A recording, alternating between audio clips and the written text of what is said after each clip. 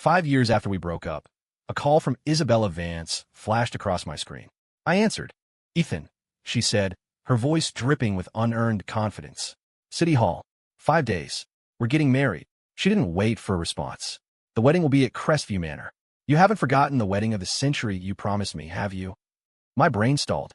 A stunned laugh escaped me. "Isabella, didn't we break up 5 years ago?" A delicate laugh came through the phone. "Break up? I don't recall agreeing to that." Her tone shifted. "You rushed back to the States the second you heard I was getting married, didn't you?" "Relax," she continued. "The groom is you. As for Leo, I expect you to be the bigger person.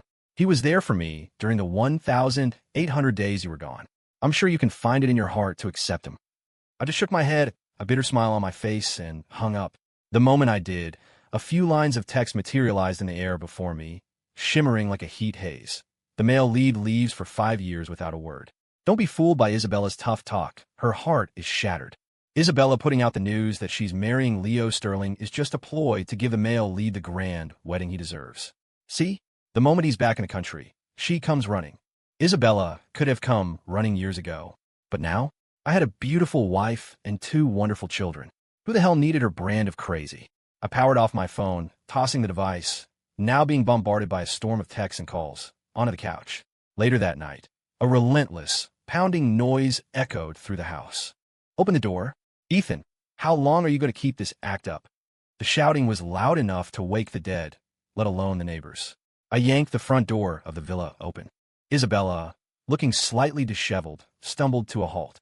Her eyes locked on my face, then swept down my body in a dismissive once-over.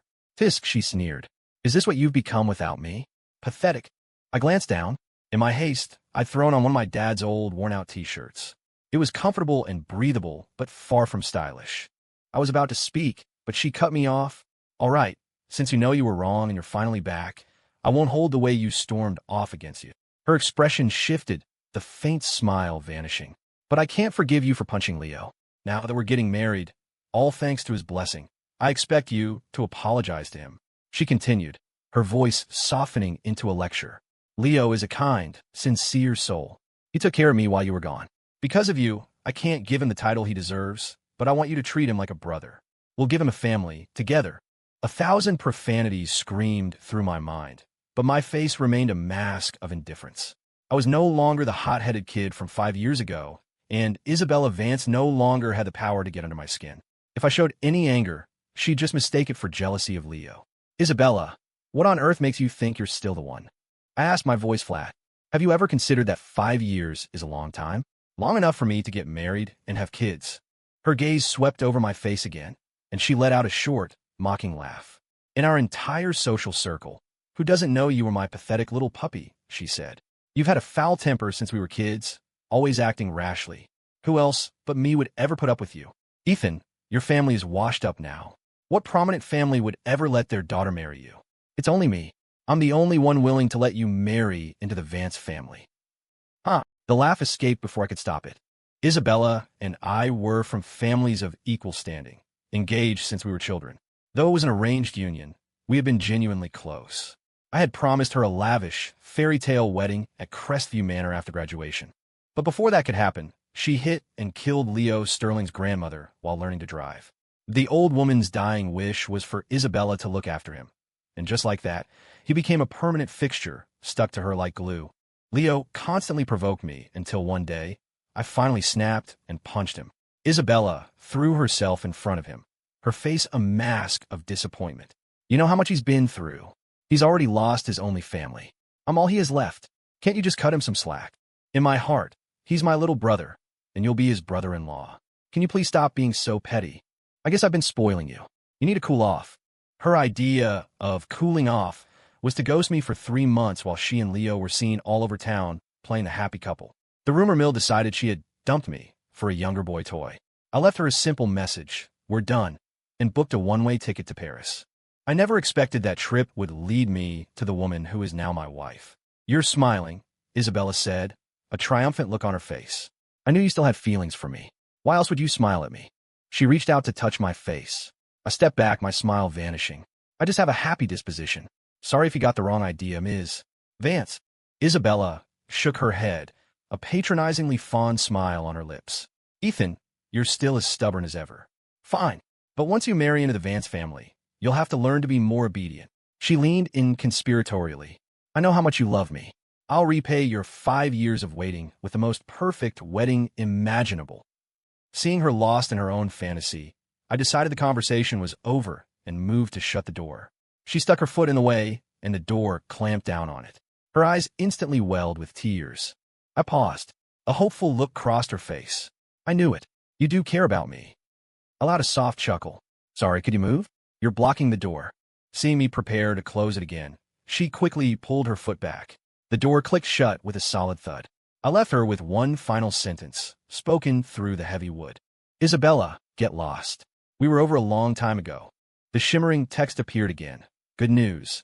The female lead finally speaks her mind. Bad news. With a mouth like that, it would have been better if she were mute. Now I get why the male lead left.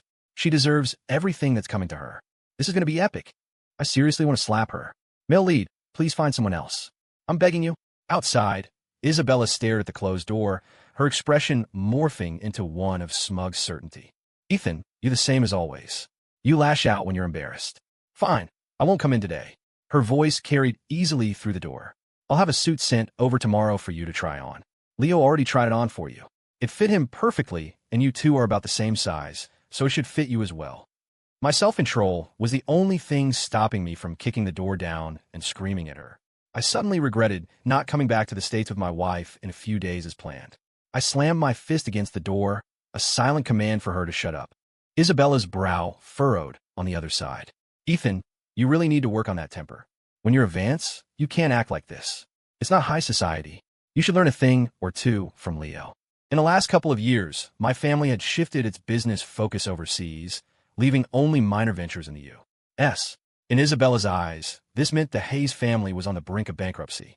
My parents had already moved abroad to enjoy their retirement and dote on their grandchildren, taking the household staff with them. Right now, I was the only one in the villa. If I weren't, I would have had security drag her off the property.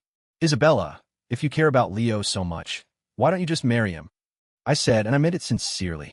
I was grateful she didn't marry me back then. Otherwise, I never would have met my incredible wife.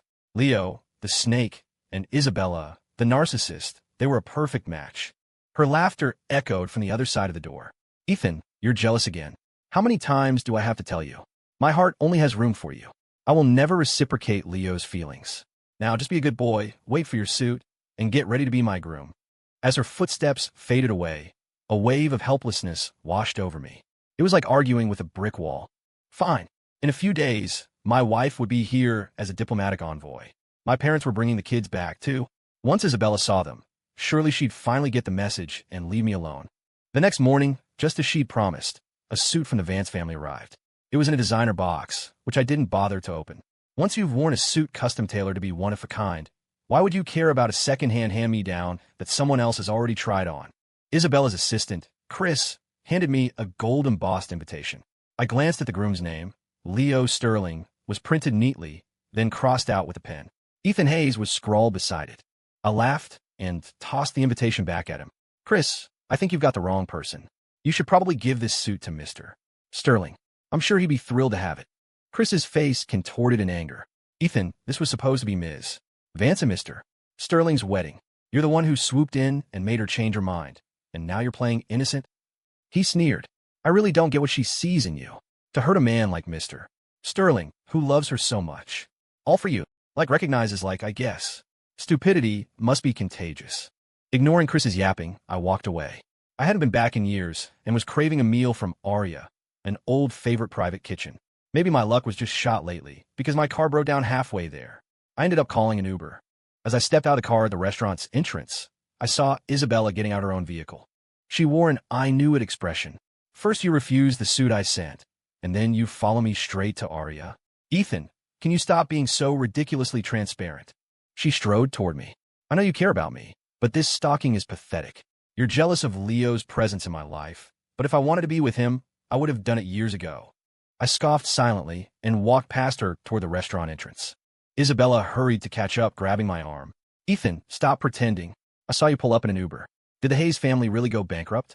Are you so poor you can't even afford a car anymore? Her voice dripped with condescending pity.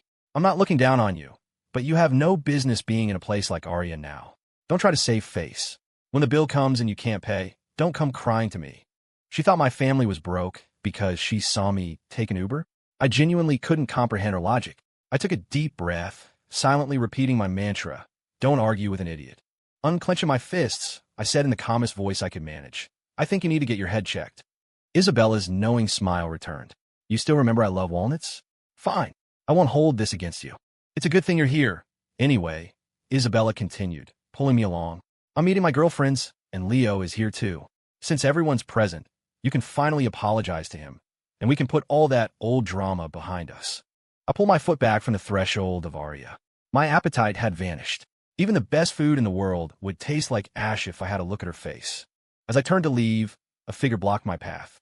Ethan, why are you leaving the second you see me? Leo Sterling stood there, no longer the plainly dressed kid from years ago. He was decked out in designer clothes and a flashy watch, looking every bit the part of a kept man, though he was still a good head shorter than me. He shot a wounded look at Isabella before turning his sad eyes back to me. Are you angry about the invitations, Ethan? You were gone for 5 years without a word. When Isabella suddenly announced the wedding, everyone just assumed I was the groom. That's why my name was printed by mistake. He sighed dramatically. If you're going to blame someone, blame me. I couldn't control my feelings for her. Those 5 years we spent together, they mean the world to me. But because she loves you, I'm willing to give her back. As he spoke, the corners of his eyes turned red. Leo, don't cry. Isabella grabbed his hand, her voice thick with sympathy, before glaring at me. Ethan, I thought you changed, but you're still the same impulsive jerk. I haven't said a single word, I stated, meeting her gaze, my eyes cold as ice. Isabella flinched for a second, then softened her tone. Ethan, you were born with a silver spoon in your mouth. You don't understand how sensitive Leo is because of his tragic past. You may not have said anything, but your attitude alone is enough to hurt him deeply. She looked at me expectantly. I want you to apologize to Leo. You're going to be his brother-in-law. After all, you should protect him. A cold smile touched my lips. Who's his brother-in-law? Did I say I was going to marry you? My voice dropped. And another thing, did I cause his tragic past? As I recall, it was you who ran over his. Shut up. Isabella's face was a mask of disappointment. Ethan, if you still want to marry into the Vance family, then stop this nonsense. Isabella, what's so great about him? One of her friends had appeared, flanked by the rest of her clique. He ran off to another country without a word, leaving you to cry your eyes out every day. If Leo hadn't been there for you, you would have cried yourself blind. Yeah, Isabella, another chimed in. We've all seen how good Leo has been to you. He waited 5 years. We all think he's the one who deserves you. A third friend turned on me, her eyes full of scorn. If I were you, Ethan, I'd be too ashamed to even stand here. You're the one who abandoned her, and now you can't stand to see her happy with Leo, so you come back to ruin everything. You're disgusting.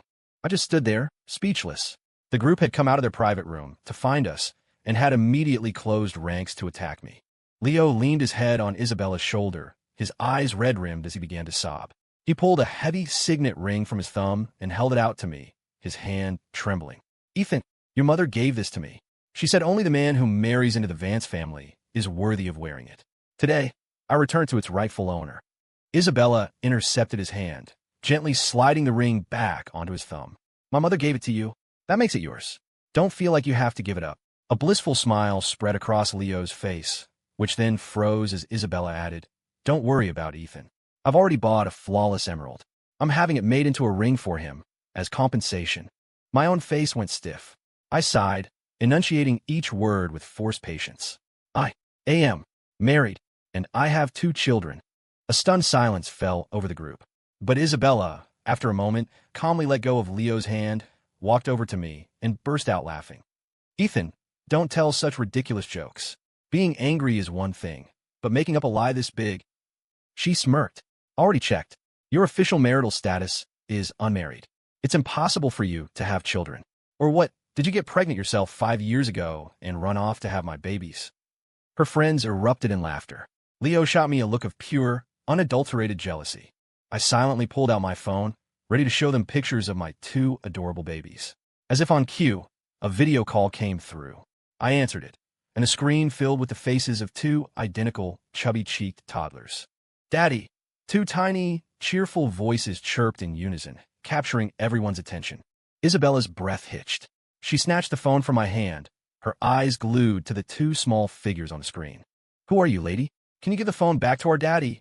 my son Max asked, looking curiously at the strange woman on the other end. Isabella's breathing grew ragged, her hands shaking. "Who is your father?" "Daddy is." "Daddy?" Max replied, confused. "You're so silly, big brother," my daughter Mia piped up, shaking her little fists. "Daddy's name is Ethan Hayes." Crash. The phone hit the pavement, the screen going black. The invisible on-screen comments, however, exploded. Whoa, hold up. What is happening? Did the female lead just get cheated on? Don't jump to conclusions. You all forgot this is a win and backstory, right? The kids are just an obstacle the author threw in. Maybe it's a test for her. OMG, those babies are so cute. They look like little dumplings. I want to squeeze them. My only thought was for my kids. I hope they weren't scared by the sudden hang-up. I moved to pick up my phone, but Isabella stomped on it, grinding the screen into a spiderweb of cracks with her heel. I don't believe in hitting women, but there's a limit to anyone's patience. Slap. The sound was sharp and clear in the sudden silence. Isabella stared at me, her eyes wide with disbelief. "Ethan, you dare to hit me?" Her voice rose to a shriek. "For two little bastards, you actually hit me?" Slap. I hit her again. She stumbled back 2 steps, falling into Leo's arms, and screamed. "You go on and on about Leo having ulterior motives, but what about you? You betrayed me. You were out screwing some tramp. Tell me who she is," she screeched, her voice hysterical. "Who is the bitch who dared to seduce my man? I'll make her wish she was never born." Looking at the unhinged woman before me, I began to seriously question my own past judgment. A long overdue declaration of love is worth less than dirt, especially a toxic, suffocating love like this. When I didn't answer, a new, horrifying thought seemed to dawn on her. She looked at me with utter contempt. "Ethan, don't tell me you were selling yourself for money? And when your sugar mama got tired of you, she just dumped her 2 brats on you and ran?" Leo seized the opportunity to chime in. "Ethan, how could you have so little self-respect? Isabella waited 5 agonizing years for you. Is this how you repay her?" He puffed out his chest. "You're not worthy of her. I thought letting you 2 be together would make her happy, but now I won't let her go." Isabella's loyal friends started in again. "Isabella, you can't have a shameless, dirty man like that. Letting him marry into the family would be a joke. Let him go. Only Leo's devotion is worthy of the wedding of the century you've planned." Isabella closed her eyes, her brow furrowed in thought. A moment later, she opened them, her expression clear. She took Leo's hand, lacing their fingers together. "In 3 days," she announced to the crowd, "I invite you all to Crest View Manor for my wedding to Leo." Leo's face flushed with excitement. He shot me a triumphant glare, as if to say, "See, you can't beat me." Isabella looked at me, her eyes a complex mix of emotions. "Ethan, the man walking down the aisle with me, was supposed to be you, but you didn't cherish it. You messed around, and the Vance family cannot accept a son-in-law like you. So, I can't keep my promise from all those years ago. And even though you brought all of this on yourself, I just can't seem to let you go." She sighed, her voice tinged with bitterness. "We were childhood sweethearts. I never thought it would come to this. You're counting on the fact that I still love you, that I'm powerless against you, aren't you? Ethan, you have no heart." Her voice broke into a choked whisper. "But why? Why can't I let you go?" She looked at me, her eyes pleading. "Ethan, you're no longer worthy of being my husband, but I'm willing to keep a place for you. If you get rid of those 2 bastards, I can accept you back into my life." She glanced at Leo. "Leo is understanding and generous. As long as you behave, he will tolerate you." I almost laughed out loud. The sheer audacity. She wanted me to be her mistress? A flash of hatred crossed Leo's eyes, but he quickly masked it with a magnanimous expression. "Ethan, this is your last chance. If you're willing to turn over a new leaf and serve Isabella by my side, I am willing to forgive and forget." I gave a cold, sharp laugh. "First, I am not getting rid of my children, and I want nothing to do with Isabella Vance. Second, Mr. Sterling, you can stop seeing me as a rival. I have no intention of fighting you for her. If you want to be her lapdog, that's your business. And third, I sincerely wish you 2 a long and happy life together. May you have many children." Isabella, convinced I was just being stubborn, said with forced patience, "All right, everyone, let's not stand around in the doorway. Let's go to our table." She looked at me. "Ethan, you always loved Aria's truffle risotto and the pan-seared scallops. I'll order them for you. Now stop being difficult. My patience is wearing thin." The on-screen text flickered. "I think the plot is getting weird. The female lead doesn't seem to understand human language. It's not just her. The sidekick and all her friends are just as dense. I feel so bad for the male lead. A sane person trapped with a bunch of lunatics. It must be exhausting. I never thought I'd find myself in a situation where I had to prove I wasn't in love with Isabella Vance. Not wanting to prolong the farce, I turned and walked away. Leo's voice, tinged with glee, floated after me. Where is Ethan going? Is he not happy with your arrangements, Isabella? Humph. He's just ashamed to face us. Forget him. We'll eat by ourselves. I'll have Chris pack up his favorites and send them to him later. Isabella's voice faded behind me, but I didn't look back. By the time I got home, the sun was setting. Chris, her assistant, was waiting at my gate. He saw my car and placed a takeout container on the ground directly in my path. The bag was emblazoned with the Aria logo, and the rich aroma of food wafted from it. Take it away, I said coldly. Chris sneered. Ethan, you're just Ms. Vance's lover now. What right do you have to defy her? I suggest you pick up the food she so graciously sent you and stop pissing her off. Otherwise, you might not even get these scraps next time. Get lost, I said, and with a single kick, I sent the container flying. I walked past him into the villa without a second glance. The next day, I found a familiar gold embossed invitation on my doorstep. It must have been left by Chris. Groom, Leo Sterling. Bride, Isabella Vance. I pressed my fingers to my forehead. Did she really want me at her wedding that badly? Fine. I'd give her what she wanted. Crest View Manor was a sprawling, 10,000-acre estate nestled between rolling hills and the ocean, a picturesque paradise straight out of a painting.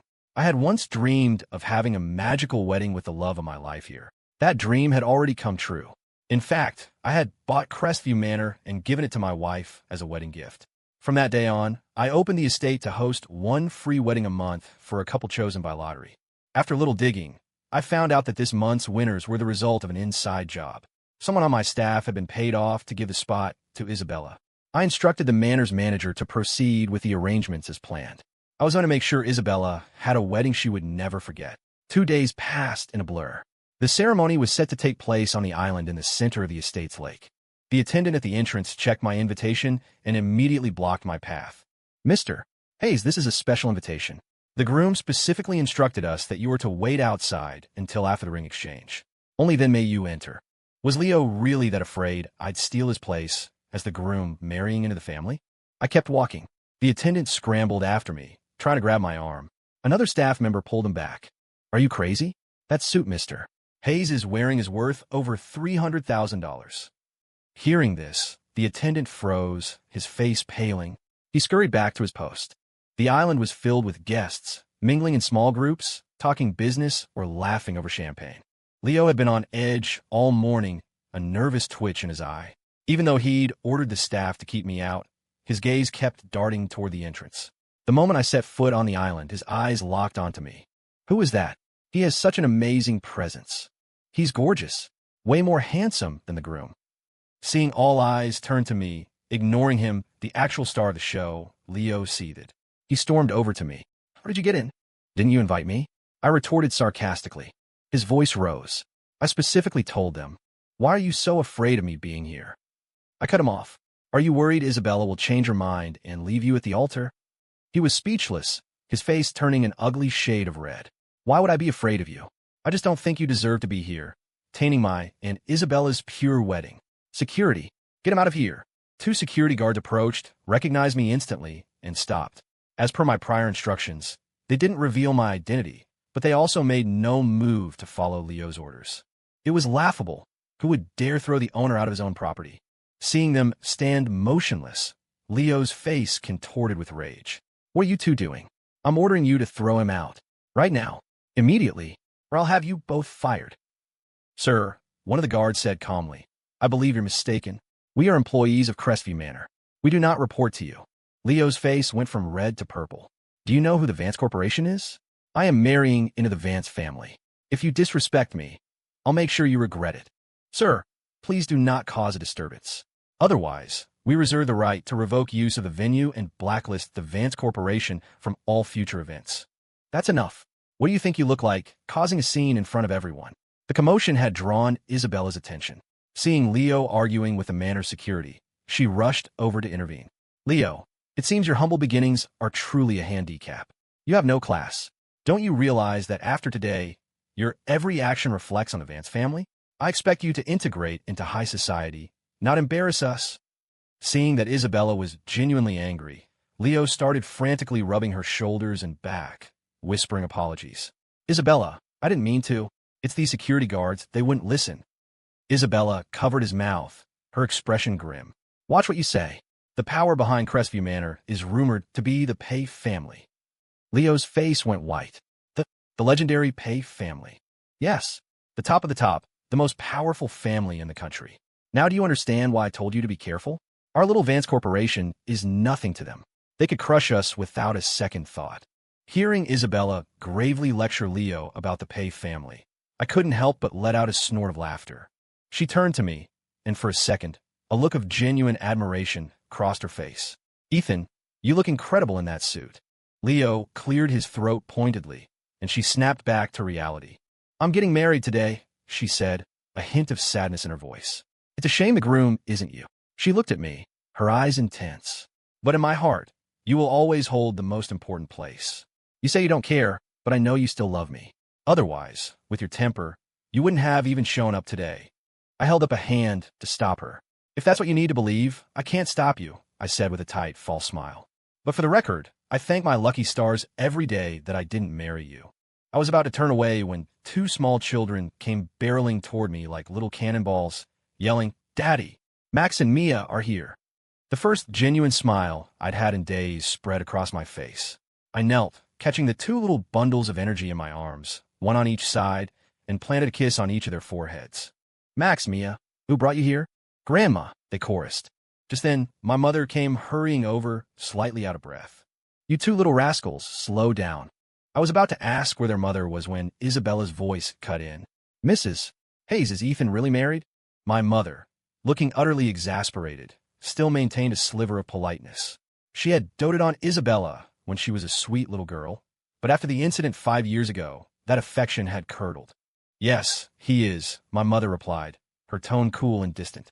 She clearly hoped Isabella would take the hint and leave. Instead, Isabella stepped closer, her eyes welling up in front of my mother. Mrs. Hayes, please don't help Ethan lie to me. Even after 5 years apart, Ethan and I are still deeply in love. I hope you'll give us your blessing. My mother was stunned, her mind racing. Today is your wedding day to that. Leo person, what are you doing dragging my son into this? You may have no shame, but the Hayes family does. Isabella grabbed my mother's hands, her voice pleading. Even if I marry Leo, Ethan and I can still be together. My mother's eyes widened in horror. Isabella, have you lost your mind? You want my son to be your secret lover? Who dares to have designs on my husband? The voice was calm, but it carried an authority that silenced the entire gathering. The on-screen comments went wild. HOLY crap, what was that? Total boss-level entrance. Did you guys see that? The female lead tag over Isabella's head just vanished. Wait, the female lead's name just changed to Saraphina Pay. Saraphina Pay, my wife, glided toward us, every movement exuding an aura of innate grace and power. The crowd stared, mesmerized. I reached out, wrapping an arm around her, my hand resting gently on the small of her back, staking my claim. Who is SHE? Isabella shrieked, her face a mask of fury as she pointed at Saraphina. The answer was painfully obvious, but she still had to ask. Saraphina gently tugged on my tie. I smiled and leaned down. Her lips were inches from mine, and I closed the distance, kissing her deeply. A soft blush colored her cheeks. When we parted, she turned to Isabella and said simply, I'm his wife, Saraphina Pay. Isabella's pupils contracted as if she'd been struck. No, Ethan, she's lying, right? She pleaded, turning to me. The person you've always loved is me, only me, right? Her eyes hardened with a crazed determination. I will win you back from her. A flash of scarlet hatred, sharp as a blade, shot from her eyes towards Saraphina. Isabella, you're wrong, I said, my voice firm. Whatever we had ended 5 years ago. Now, there's only one person in my heart and in my eyes. And that's Saraphina. I shifted slightly, positioning myself in front of my wife. I heard her let out two soft, amused chuckles behind me and felt a wave of relief. My wife had a jealous streak, and if she let her imagination run wild, I'd be spending the night on my knees on a bed of Legos. Isabella froze, then roared. I don't believe you. Prove it to me. Mommy, that lady is scary. She looks like a monster that eats children, Max whispered, clinging to Seraphina's leg and peeking out from behind her. Silly brother, Mia said, tilting her head up and pointing a tiny finger at Isabella. Dr.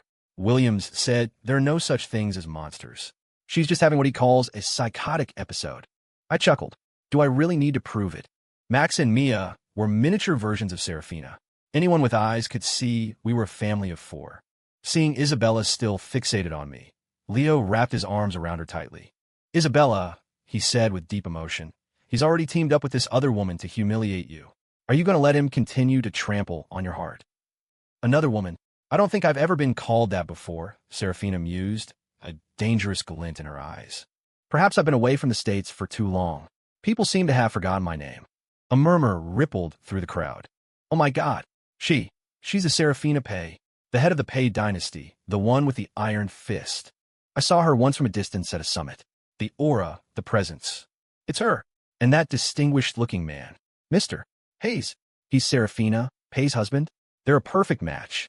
Isabella's face was frozen, her lips moving silently. Impossible. Impossible, she whispered, stumbling backward. With a deafening crash, she collided with the 8-tier champagne tower behind her.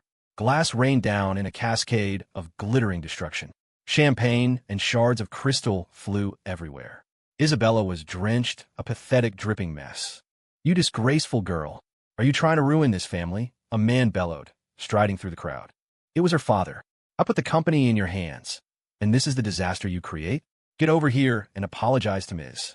Pay this instant. Mr. Vance looked like he might have a stroke. In the short time he'd been gone, his daughter had managed to offend the one person you simply did not offend. Ms. Pei, my daughter was blind and foolish. Please, you are a magnanimous person. Forgive her this once. Mr.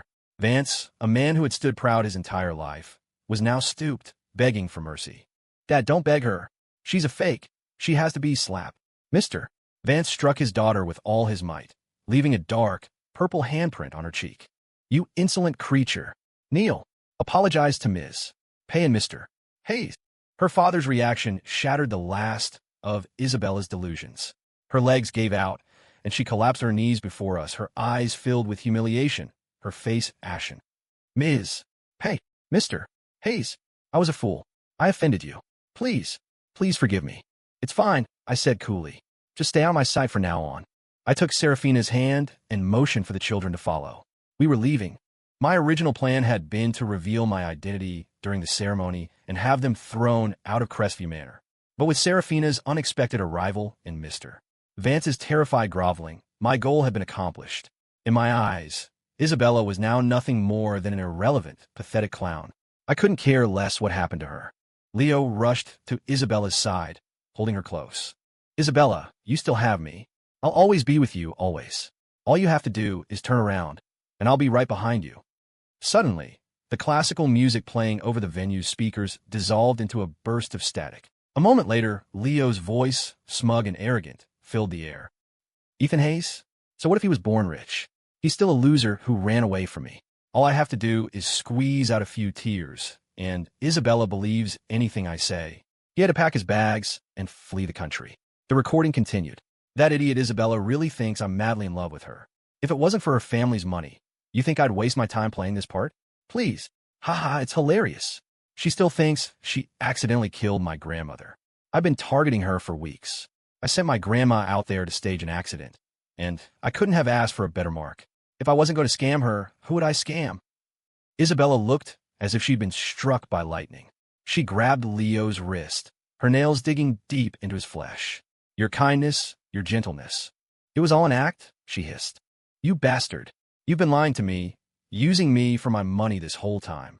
Leo tried desperately to explain. No, Isabella, that's not true. This is all a setup by Ethan to frame me. Think about the 5 years we had together. My love for you is real. Isabella refused to listen. You're probably still laughing at what a fool I am, right? She screamed. Letting a piece of trash like you play me for 5 years. If you hadn't turned me against him, I never would have misunderstood Ethan. Without you, Ethan would have never left me. Leo's wrist was bleeding where she clawed him. Spurred by the malice in her eyes, he dropped all pretense. That's right, you are a moron, he sneered. If you weren't born rich, you think I'd give you the time of day? I coddled you for 5 years. Even a dog would have shown some loyalty by now. But you You kept me on a string while still planning to have Ethan marry into your family. You're disgusting, Isabella. Shut up. You shut your mouth. Isabella lunged, her hands closing around his throat. She had gone completely insane. Leo tore her hands away and clamped his own around her neck. As she struggled for air, her nails clawing at his face, she gathered all her strength and kicked him hard between the legs. Arg! Leo crumpled, his scream of agony echoing across the island as he fell backward into the pile of broken champagne glasses, writhing in pain. At my signal, security guards rushed forward and restrained the still raging Isabella. Why stop them? Dog eat dog is always so entertaining, Saraphina whispered in my ear. I sighed. I already suspected the perfectly timed audio recording was her handiwork. This is where we got married, I reminded her gently. Let's not get it dirty. A satisfied smile played on Saraphina's lips. As long as you're not feeling sorry for your ex-girlfriend, she purred. I laughed. Is she even worthy of your jealousy? You know very well there aren't many people who can capture my attention. I knew my husband only has eyes for me, she murmured, her gaze soft and inviting. I leaned in and captured her lips with mine. My mother quickly covered the children's eyes. Oh my, not for little eyes. Max, Mia, don't look. The on-screen text reappeared. I remember the original story's ending. Ethan forgives Isabella, and they live happily ever after. She was the female lead. How'd she get written off like this? A toxic person like her doesn't deserve to be the lead. Maybe the author rewrote it. Saraphina and the male lead are the perfect match. OMG, all I can think about is that sweet kiss. I'm setting up camp and waiting for the spicy scenes to come. LOL. Seconded. +1 seconded. +2 seconded. +10086. Restrained by the guards, Isabella suddenly went rigid, her eyes wide as if she were seeing something unbelievable. Her expression went from blank to one of dawning, triumphant realization. A bright, manic light flared in her eyes. Ha ha, I'm the main character. I am the main character. Isabella laughed hysterically. With a surge of adrenaline, she broke free from the guards and charged toward Saraphina and me. Security swarmed her again, holding her back. I'm a chosen one, the master of this world. All of you extras, get out of my way. Isabella shouted, her eyes wild. She then turned her gaze to me. Ethan, come here. I can forgive you this one time. I realized with a jolt. She could see the on-screen comments now, too. I'll handle this, Saraphina said, her playful demeanor gone, replaced by a gaze as cold and sharp as ice. The two women faced off. Isabella, like a crazed tiger, launched herself at Saraphina. Saraphina's expression didn't change. With a calm, fluid motion, she raised her leg and kicked Isabella squarely in the chest, sending her flying. Isabella scrambled to her feet.